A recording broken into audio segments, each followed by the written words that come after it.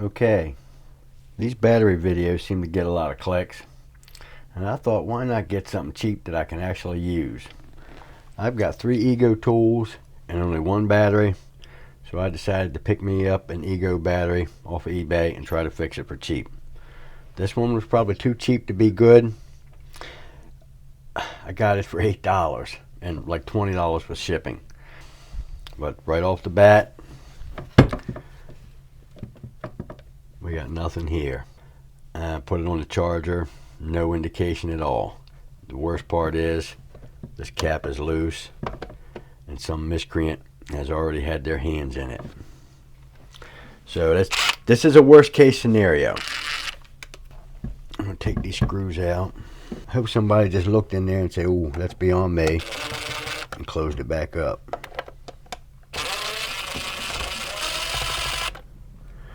But I think what I'm going to find is somebody went ripping on wires. Okay. So far so good. That don't look like anybody has jerked on anything. Alright, so the next thing I'm going to do is get a magnet to hold all these screws. But I think what I want to do first, I'm going to see if it's got any voltage at the terminals. But let's go look. All of my probes were too fat to fit inside the slots for the terminals. Well, got 56 volts at the terminal, so that's a good sign. That could be good or bad. That means it's not something easy like the fuse, but it's going to be something hard like the BMS.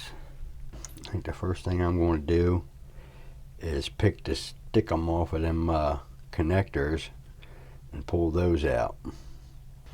Okay, I'll get back to you when I get that pulled off. Okay, so I picked all the silicone off so I could remove the connectors from the BMS.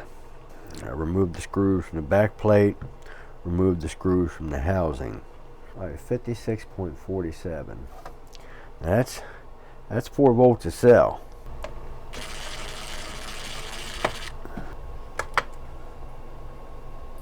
And I'm going to use a safety pin to probe these little tiny connectors. I'll probably have to get my OptiVisor because I'm old and I don't see pretty good. Okay, we're looking for this thing to go up in increments of 4, and I'm looking to start out with 4 volts. 4, 12, 16, there we go, 20, 24, 28, 32, 36, 40, 44, 48, 52. But that's the last one with a connector. These other 2 look like thermistor.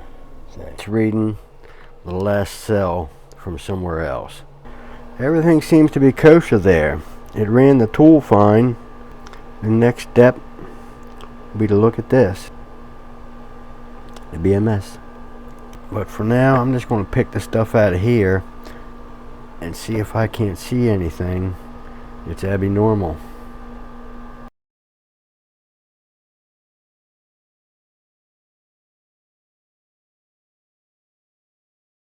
Got the motherboard out. That was a pain in the ass. But upon looking at this side, come on, focus, you fuck. But see that spot right there?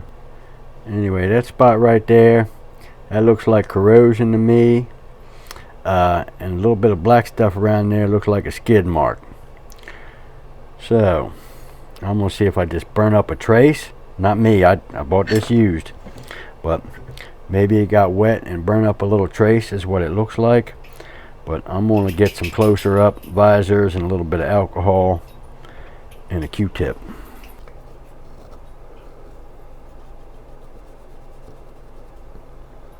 Where does that go to on the, ooh. So the other side of that trace goes to right over here somewhere. Right there. So I spent an inordinate amount of time trying to figure out where this via came up at. It was under the pad of a transistor. Okay, let me see where that was again. There's definitely a burnt skid mark right there. Alright, so it looks like there's a little bit of blasted trace between that via and the trace. Now, I've tried to expose a little bit of copper there, and I'm going to try to tin that and bridge something over into that via. Pardon me if you can't see, but got a wife in Chino, baby, got one in Cherokee. First one says she got my child, but it don't look like me. Unless it's corroded all the way back up under that film. I see a tiny bit of copper there now. Let's try this one more time. I got a little bit to take. Well, I wish I had the iPad rehab lady here. I've got that trace tinned good. It's a matter of getting it to that via. Okay. I've managed to get 2 tiny strands of wire through that via and solder to the trace. At least I hope they're anchored. They seem to be anchored there okay.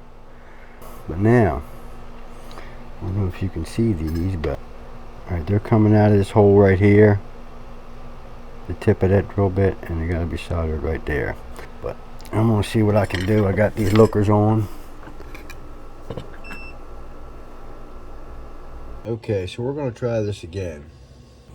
Anyway, these wires come out right here, and I'm going to solder them to the end of this resistor right here. Ooh, wish me luck. Ooh. Ta-da! I'm going to lift these. I'm going to lift these little fellas away from the board so I can snip them off.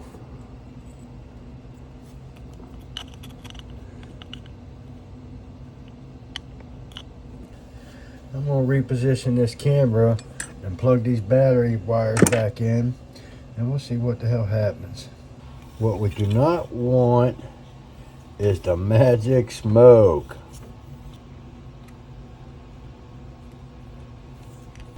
I didn't hear any fizzing or see no smoke yet. Okay, is it going to light? Drum roll, please. We failed. Nothing. So I'm going to go back to the drawing board and look this thing over again. But apparently this trace is still broken somewhere. So I've tried to expose a little bit of it and tin it close to the via. Yeah.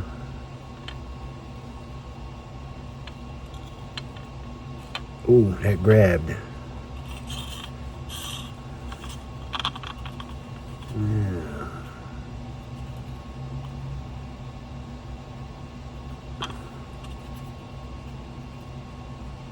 Well, I hope it still fits back in the case. Hell, I hope it works. Alright, we'll try this again. Ooh, you know what? I need to test that. I can find out if it worked. I'm going from here to right here. Okay, winner, winner, chicken dinner. First time I got the beep. I don't even know if that was in frame, but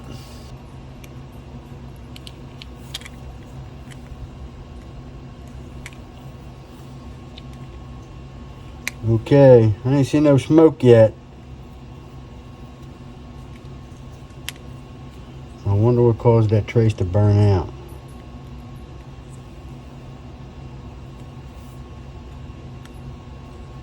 Da-da-da. Woo! Would you look at that? Is it supposed to stay green? Oh, I don't think that's supposed to be like that. Oh, now it's doing some other shit. I don't think that's supposed to be the case either. Okay, well, we made something happen. don't feel anything getting hot. Oh, it went off. Alright, I'm going to plug that into the charger. I want to see if that thing goes bonkers again. It did not. Okay, I realized as I was putting this pack together, I could have done it faster, easier, and better. It would have been much simpler to put a jumper wire across the face of the board, and it would have been more secure. If those little jumper wires break, I'll disassemble it and fix it properly. Okay, we'll bring the charger in here.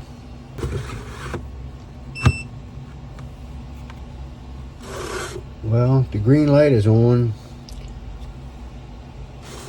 And what I got over here was a little bit of blinking. Let me see that again. All right, it blinks red and green and red and yellow. All right, let me get my other battery and see if that's what that does. Maybe this thing is fully charged. Green, red, yellow. Green, red.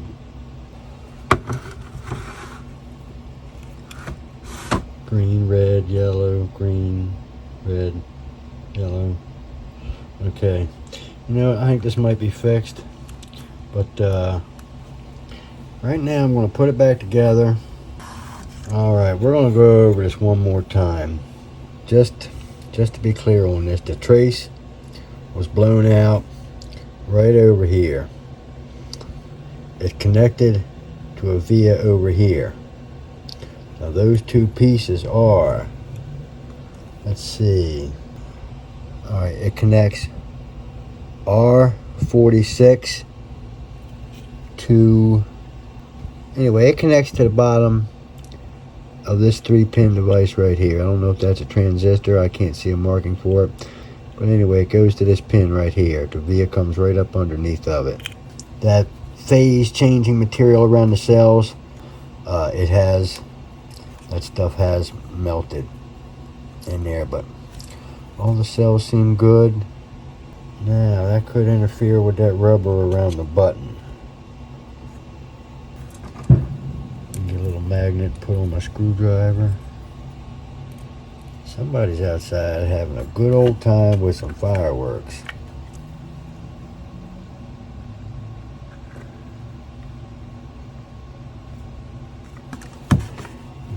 Get this in here and try to make sure nothing's getting pinched, squished. And I was going to wait till tomorrow to try to run this battery down and test it on the charger, but I can't wait. I'm going to go out and piss my neighbors off with a leaf blower at 8:30 at night. Okay.